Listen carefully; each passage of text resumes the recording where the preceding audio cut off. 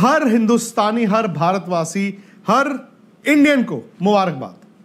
मुबारकबाद इसलिए क्योंकि ये एशिया कप जीतना वर्ल्ड कप से कम नहीं था बॉस, क्योंकि इस एशिया कप के साथ बहुत से सेंटिमेंट जुड़े हुए थे और हम जानते थे कि भारत की टीम ने जब दुबई की उड़ान भरी, बहुत से ऐसे हिंदुस्तानी थे जिनका यह मानना था एशिया कप नहीं खेलना चाहिए, पाकिस्तान के साथ नहीं खेलना चाहिए। और मैं ये भी जानता हूं उन सेंटिमेंट्स की कदर करते हुए कि अगर आज भारत ने पाकिस्तान को 3 मैचों में हराया, आज अगर भारत एशिया कप एक बार फिर जीता, वो बाम या मरहम नहीं है पहलगाम में जो हुआ, उस पर कोई बाम नहीं लग सकता, उस पर कोई मरहम नहीं लग सकती।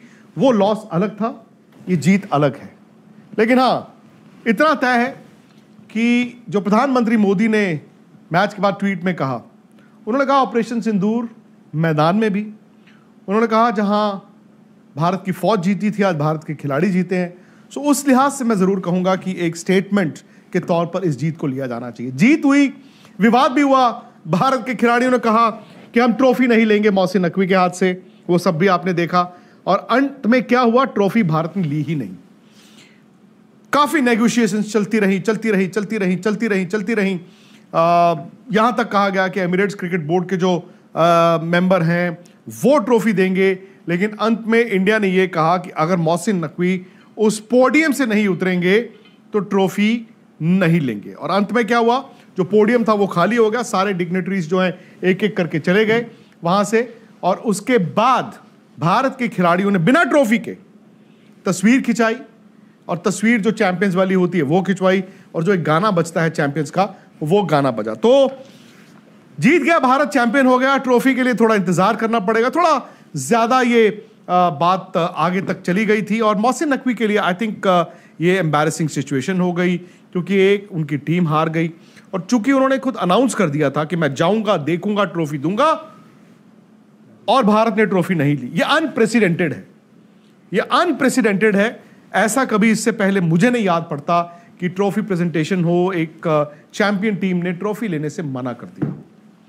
अब बात इस मुकाबले की, वैसे सांसें तो मेरी अटकी थी, ये फैक्ट है, आपकी भी। एक स्टेज आ गई थी मेरे दोस्तों, मेरे भाइयों और बहनों, कि हमें लगा कि शायद इंडिया ये मैच हार जाएगा। 2 बार, एक नहीं 2 बार। एक वो जब पाकिस्तान ने 10 ओवर में 87 रन बना दिए थे, उनके 13वें ओवर में 113 पर 1 विकेट गिरा था, और उस वक्त ऐसा लग रहा था कि शायद पाकिस्तान 200 रन तक जाएगा, 180 तक जाएगा। लेकिन फिर पाकिस्तान बना, और इंडिया के गेंदबाजों ने, अक्षर पटेल ने, वरुण चक्रवर्ती ने, बुमराह ने, और हमारे स्टार कुलदीप यादव ने पाकिस्तान के अगली 9 विकेटें सिर्फ 33 रनों में गिरा दी। 140 पे पाकिस्तान ऑल आउट। अब हम आते हैं बैटिंग करने, 140 तो ऐसे बना देंगे। लेकिन क्रिकेट को कुछ और मंजूर था। अभिषेक शर्मा इस टूर्नामेंट के मैन ऑफ द सीरीज, वो आउट हो जाते हैं। सूर्य कुमार यादव कप्तान, एक और फेलियर उनके नाम, वो स्लोअर गेंद मिड ऑफ पे उनका कैच हो जाता है। इंडिया दबाव में है।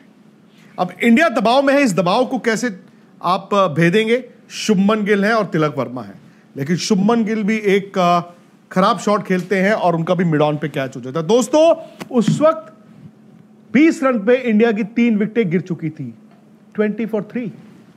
मैं इसी स्टूडियो में था, सुरेश राणा थे मेरे साथ, सारे हमारे स्पोर्ट्स तक के परिवार के लोग थे। भाई मेरा तो ऐसा था हार्ट बीट कि गया काम, हो गया काम, क्योंकि पाकिस्तान ना चढ़ गया था ऊपर। लेकिन कहते ना, जो चैंपियन होता है वो इसी तरह के मौकों का इंतजार करता है। क्या आपने सोचा था तिलक वर्मा इस जीत के इतने बड़े हीरो होंगे? पहले तिलक वर्मा और संजू सैमसन की वो पार्टनरशिप हुई, वो धीमे धीमे वो भारत को थोड़े सेफ जोन में ले गए। संजू सैमसन ना थोड़े गलत वक्त पर आउट हुए, वो डोमिनेट करना शुरू हो रहे थे और वो आउट हो गए।